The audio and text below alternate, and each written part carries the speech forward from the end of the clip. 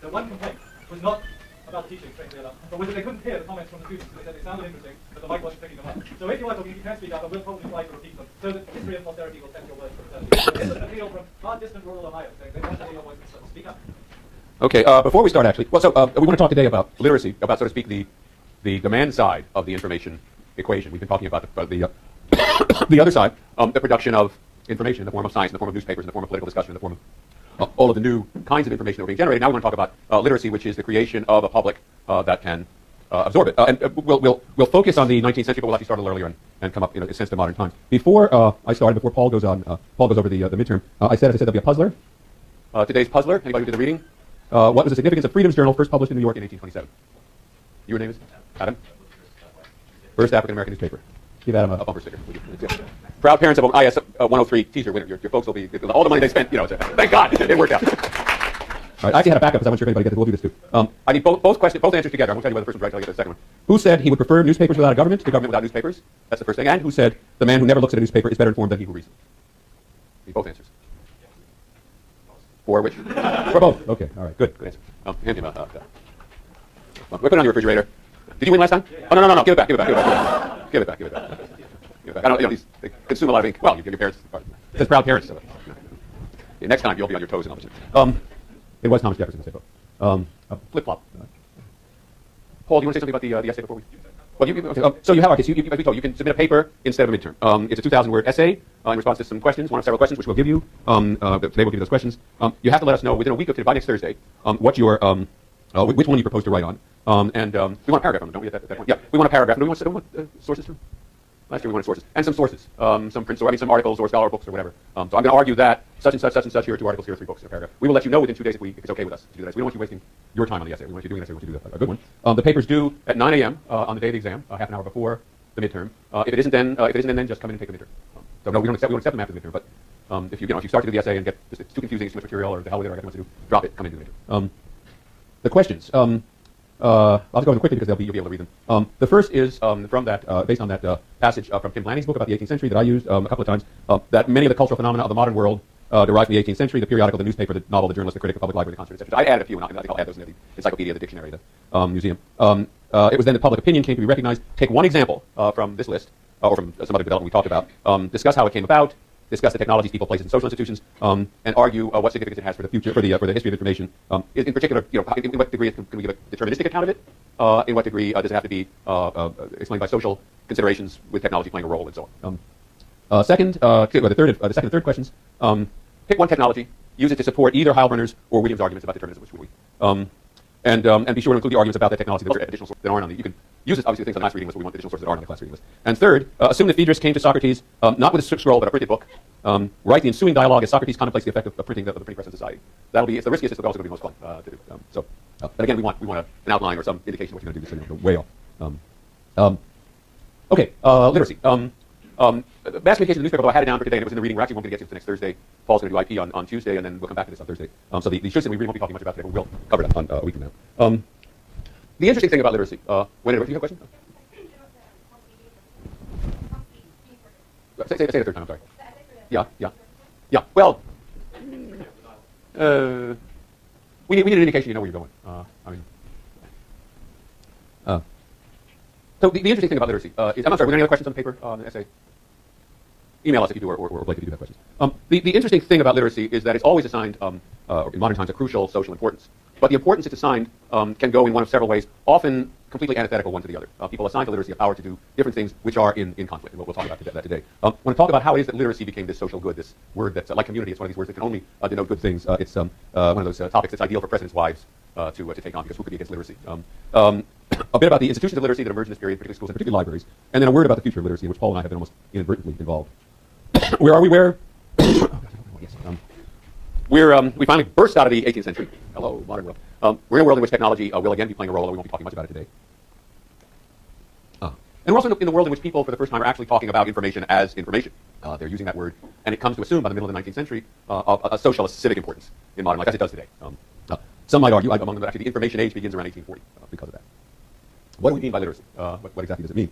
You can think of it as the original technology adoption. I don't know how many of you read the Stone essay that was among the optional essays. yeah, the historians here should, what we'll find very interesting, particularly he's an important historian, social historian, and it's a good essay. I used to assign, it's quite long, but it's really interesting and funny in places about the history of literacy and education and its importance. Well, when you talk about literacy, you can mean any number of things. Stone, talking about levels of literacy in pre-industrial Britain, this would be like 16th century Britain, says, well, there's some people who can just sign their name. And as Blake said, even that's complicated because there are people who can sign their name but can't read, and there are people who can read and can't sign their name. Thompson, was it that made that observation? P.T. Thompson? Yeah. There's some people who have some reading, writing, they can use numbers in a simple way. There are others who can keep accounts in preparation for their professions. Some who have a bit of Latin, upper middle class people who have a bit of Latin, and then your scholars who have a university education, usually clergymen. Actually, historians tend to measure literacy simply as signature literacy, as Blake was saying. Do you remember why? There's rates of signatures. The best indicator of literacy. Yeah, your name is? Yeah. Right, I mean, that's what you have. It's less common. Sometimes usually parish registers tend to be wedding. When people are wed in the church, they sign their names, they sign an X, and you have a lot of information. You can go to a church and you can say, okay, there were 400 people married in this church and over this period, and 28% of the women could sign their names, and 38% of the men, and so on. But it's just available data. It's not that it's the most accurate data. Blake, do you want to say something about other ways in which people measure that? Yeah. Well, at this point, it's mostly still signature literacy. They tend to look for, when they can, more or less contemporary accounts, people who have books, and then they try and sometimes you look at epistemography, and try and look at the biography of a general area and say, we're going to extrapolate from these few people around a whole. But it's really wonky. And essentially, yeah, signature literacy is what people usually base any of their estimates on. And then as now, people really want literacy to be an on-off, either or, black or white phenomenon. So you have a literacy rate. Our literacy rate is 73% last year. Now it's 77%. We've made progress. And this happens, among other things, we'll come to this later, because literacy becomes itself an indicator of social development, of national progress. In fact, literacy is obviously a much more complicated, variegated skill than simply you can measure by any simple linear scheme, any of these schemes. What do people use literacy for? Around the post-war period, when people began to become interested in this notion of functional literacy, particularly when they were looking at UNESCO and other groups were looking at literacy in the international context of the developing world. And they defined it in a famous report of 1956 as functional literacy is when you've acquired the knowledge and skills in reading and writing which enable you to do the things that people in your society do with reading and writing. To say there's no way to measure literacy except relative to a set of social expectations, what you have to do with it. What does it entail in modern America? What do you do with your literacy today? Let me just pick somebody at random. 1, 2, 3, 4. Fourth back. How did you, your name is? Yeah. Your name is? Nicole. Nicole, how did you use your literacy between the time you woke up and the time you came into school this morning? You checked your email? Is that the first thing you did? Yeah, that's the only thing you did. What time did you get up? No, oh my goodness. Well, meet my daughter who won't take a 9:30 class. She said, I can imagine why people take it. 9, how do you know it was 9? Your phone went off? Yeah, and did you look at your phone? You read your alarm clock? Yeah. Anything else on the after that? You got up, well, 9 o'clock, you didn't have a lot of time before you came in. But you did have time to read your email. Then what? Do you have anything to eat or? From a roommate or You make calf or decaf? Did you have to, oh, I see. Okay. You didn't have to read the, did you have to read the coffee machine or? Okay. How'd you get in? How'd you get to school? I don't mean to be prying, but Google knows this stuff anyway, right? And did you read anything about this? The walk, don't walk? Did you read any of those? Okay, there's another one. Somebody else. Somebody else way in the back in the last row. Your name is? Pamela. How did you use your literacy that Nicole did? I mean, I think you also looked at your alarm clock for a second. Yeah. Online, did you do that or? Yeah. On your cell or on your laptop? Did you? What did you have for breakfast? I don't know what you did. You didn't get to eat breakfast. Oh well, I'll call somebody. You shouldn't have to speak before that. You. The end of the row there. Yeah. Your name is Alex. Alex, what do you do? Check the weather report on your phone. And did you read the newspaper? Newspaper. I said your name is remind me. Lisa, you read the newspaper? What newspaper? It was online. And on your way to school, you listened to it. How did you get to school? You walk. You walk at the crosswalk. Anything else at breakfast or anything else you read or? Yeah, sell by date is a crucial skill of functional literacy. Read Yeah. My wife says that about meat. What is this? What is this? Meat or cake? If you don't know, get rid of it. Anything else that you?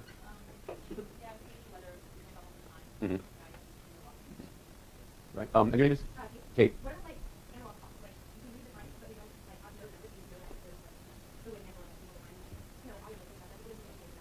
Right, and the question is, well, do we really want to make a distinction between digital and analog clocks just because they give us the same information in different ways? Probably not. That's probably, oh sure, yeah. I mean, literacy, if you think of literacy narrowly and the ability to read words, you wouldn't even be the ability to read numbers, but after all, they're alphanumeric symbols and so on. It's a question of, if you think of it as a question of recorded information that we have to then be able to interpret. Sure, reading a clock is one of them, lots of other things. There were some other hands up here, other things people did this morning that weren't there. Your name is? Millie, what else did you do? You read before the, you got up in time to read your lecture before the 8 a.m.? I see. But I was going to call this is the model, the life model.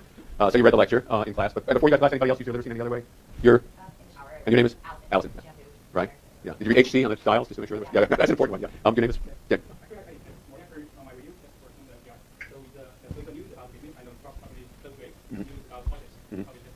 Now, is it oral or written that you?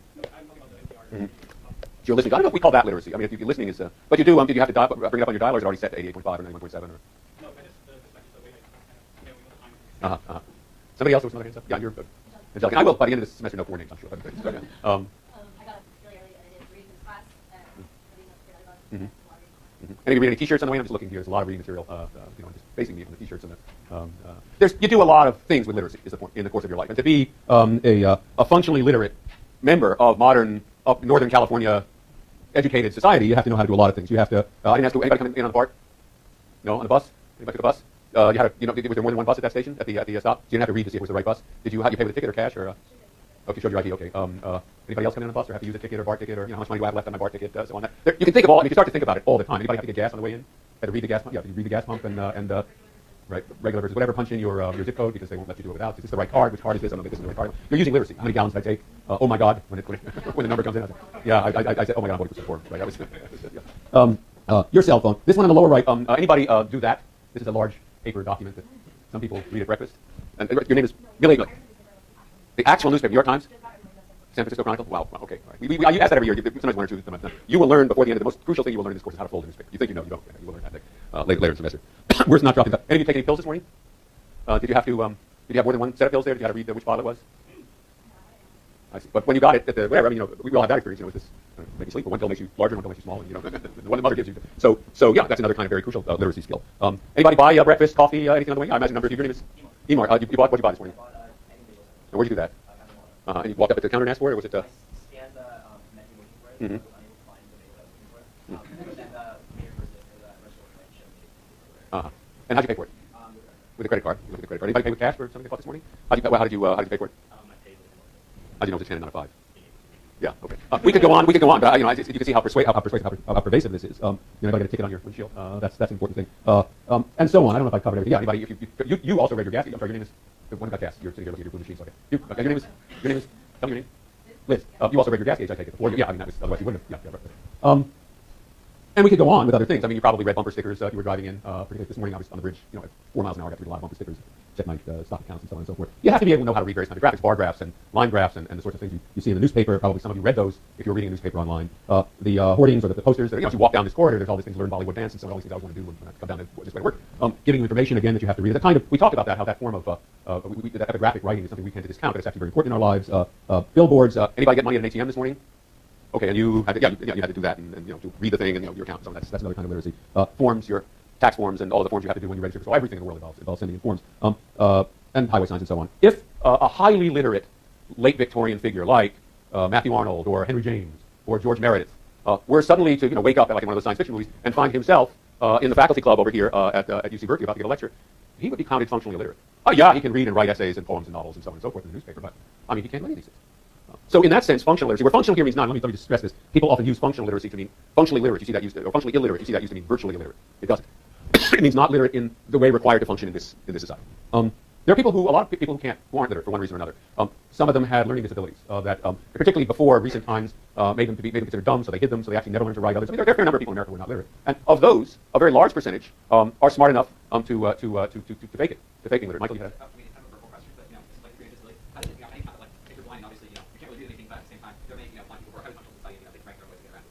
Oh, they're functionally literate. I mean, that's relative to your capacity and so on. But I mean, I just became functionally literate, right? Because I can't even read your teacher. But sure. And in modern society, they can do most of the things that people can do, and there's accommodations made for them.